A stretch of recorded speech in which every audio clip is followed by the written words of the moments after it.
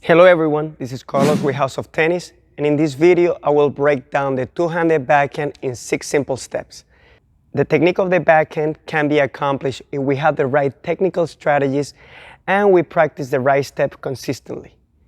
Many players prefer to use the two-handed backhand because it is easier to learn initially, but this stroke will require the same amount of practice and repetition before it can be mastered.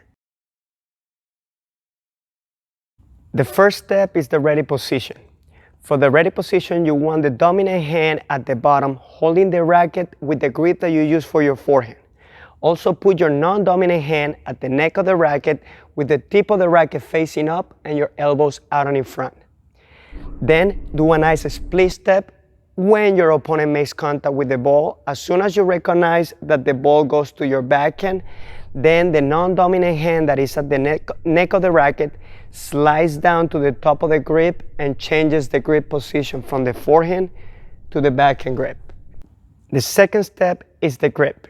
Now the correct grip position for the two-handed backhand is with the continental grip on your dominant hand, with the base of your index knuckle and the pad of your hand aligned with bevel number 2 of the grip. The non-dominant hand will be on a lefty eastern grip with the base of your index knuckle and the pad of your hand on bevel number 3. Ideally, it is best to keep the two hands close together when hitting the two-handed backhand.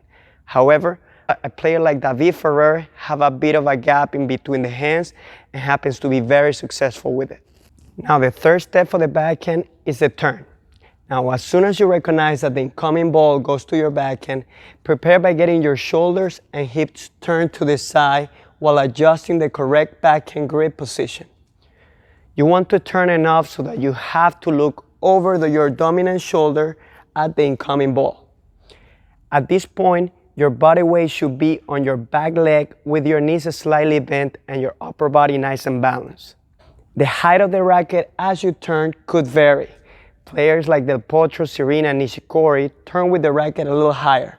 Players like Nadal, Murray, and Djokovic keep the racket lower. However, in order to find a strong load, you want to keep the racket higher than the grip level with the face of the racket out. Also, the dominant arm should have a minimum bend and the non-dominant arm is slightly bent in order to create a good and positive leverage on your shot. Now, a few drills that you can use to improve the turn is to start without the split step, working on only the turn, the grip change, and the load. No ball is necessary. Coaches at this step need to verify that the grip is in the right position with the racket above the grip and correct arm position. Dominant arm should have a minimum bend and the non-dominant arm should be slightly bent. And try to do a few shadows. The second drill is add the split step and work on the same turn. Finally, shadow a forehand, then add the recovery to the center, the split step, and finally the grip change and turn. Remind the player that after hitting a backhand, the neutral position should be always with the forehand grip in the dominant hand after finishing a backhand. The fourth step is having the proper movement and the proper stance. The movement varies depending on the height, pace, and zone of the court where you'll be hitting the backhand. However, as you prepare the backhand, your weight should be on your rear foot to set you up for the drive forward into the ball. Your shoulders should be level and your knees slightly bent. Players who do use their legs and the ground properly find the double-handed backhand more comfortable and powerful. A drill that helps a lot with the movement is to work on moving on different directions, focusing on finding the right space between you and the ball. The movement could be sideways, could be forward, could be backwards. Then approach the ball with a quick succession of small steps. This allows you to be more reactive around the tracking of the ball and to build up some momentum with your footwork.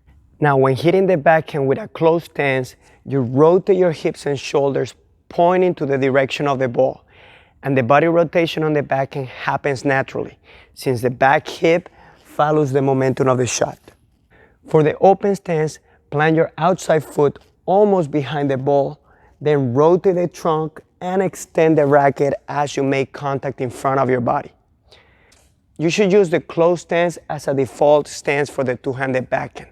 However, for really fast and deep balls where the players need to absorb pace, or when they are on the run or pull off the court, the open stance will be a necessity.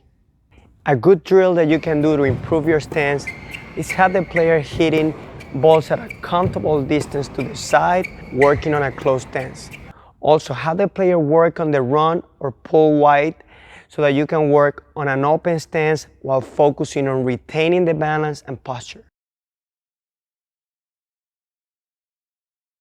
The fifth step is the racket prep and the point of contact.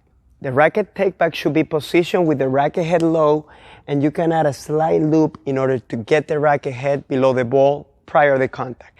In order to drop your racket prior to the contact successfully, relax and drop your hands, allowing the butt cup of your racket to face forward.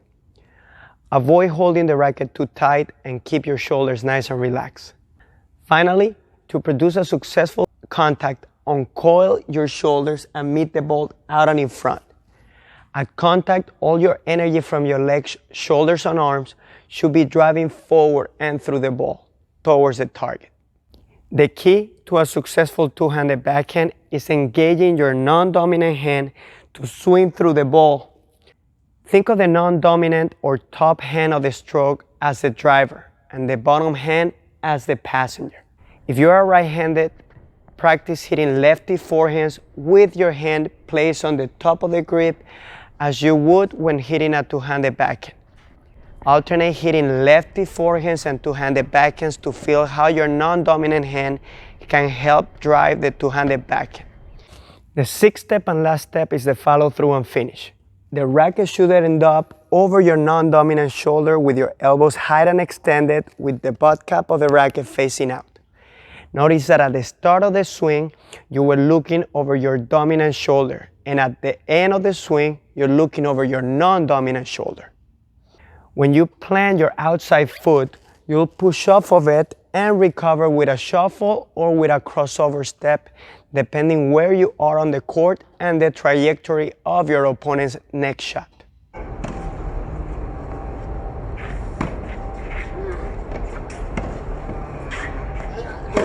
To summarize, remember that the main key on the two-handed backhand is to develop a fluid and continuous stroke by letting the body initiate the backswing.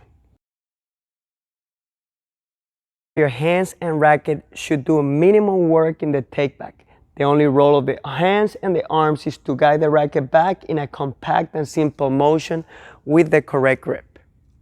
Remember to drop the racket head below the level of the ball with your hands nice and relaxed, and make clean contact, extending outwards with the arms and towards the intended direction of the ball.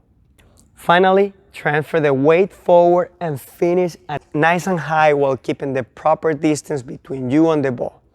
This will help you to keep a good balanced posture and to hit a nice and smooth backhand. To conclude, even though visualizing success as a tennis player is important, what is more important is focusing on the process that is going to get you the desired results. Nothing makes you appreciate anything more than working and earning it. When we complete the cycle of setting a technical, tactical, or physical goal, working towards it, and then completing it, it gives us a feeling of validation that we can only get from making the effort. If you enjoyed this video, remember to subscribe, and if you have any questions, use the comment section below.